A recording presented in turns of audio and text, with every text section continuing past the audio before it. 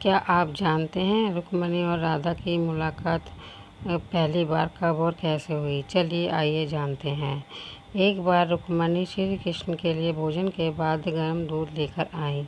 जैसे कृष्ण जी ने वह गर्म दूध पिया, पीने के बाद उनके मुंह से निकला, हे राधे। यह सुनकर रुक्मिणी को बहुत गुस्सा आया और उन्होंने कहा कि जब देखो तब आप राधे का नाम लेते रहते हैं।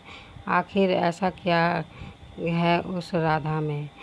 यह सब सोचते हुए रुक्मिणी को बहुत क्रोध आया और गुस्से से वह लाल हो गई और उन्होंने गुस्से में आकर विचार किया कि क्यों ना मैं राधा से मिलने के लिए जाऊं। और यह सोचकर वह राधा से मिलने के लिए चल दी।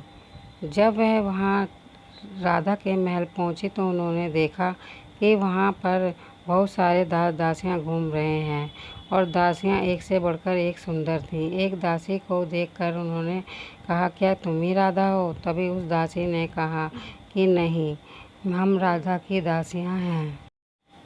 तभी वह सोचने लगी कि जब दास दासियाँ इतनी सुंदर हैं तो राधा कितनी सुंदर होगी।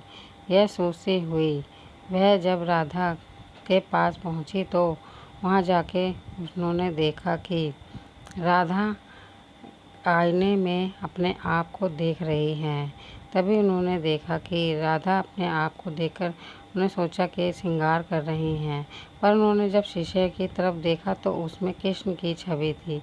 वह ये देखकर आश्चर्य में पड़ गई। सोचने लगी कि ये क्या, कृष्ण शीशा राधा देख रही है और उसमें कृष्ण की छवि है। तभी वह यह सब सोचती हुई राधा से मिली और राधा से कहने लगी कि तुम तो बहुत सुंदर हो। तभी राधा कहने लगी कि हाँ। तो उसने देखा कि ये क्या, तुम्हारे बदन पर छाले क्यों पड़ गए हैं? तभी राधा ने कहा कि जो तुमने कृष्ण को गर्म दूध दिया था, जब कृष्ण ने गर्म दूध पिया तो उसी से मेरे बदन पर छाले पड़ गए हैं। तभी रुक्मिणी यह देखकर हैरान हो गई और कहने लगी कि ये कैसा अद्भुत प्रेम है। किस दूध कृष्ण ने पिया और छाले राधा के बदन पे पड़ गए। ये सब देखती हुई उसे बड़ा आश्चर्य हुआ और उनके अद्भुत प्रेम को कहने लगी कि बड़ा अमर प्रेम है इन दोनों का। दुख एक को होता है तो तकलीफ दूसरे को होती है। यह सब सोचती हुई उसने इन दोनों के प्रेम को प्रणाम किया और राधा से मिलकर वह अपने घर को और वापस चल दी।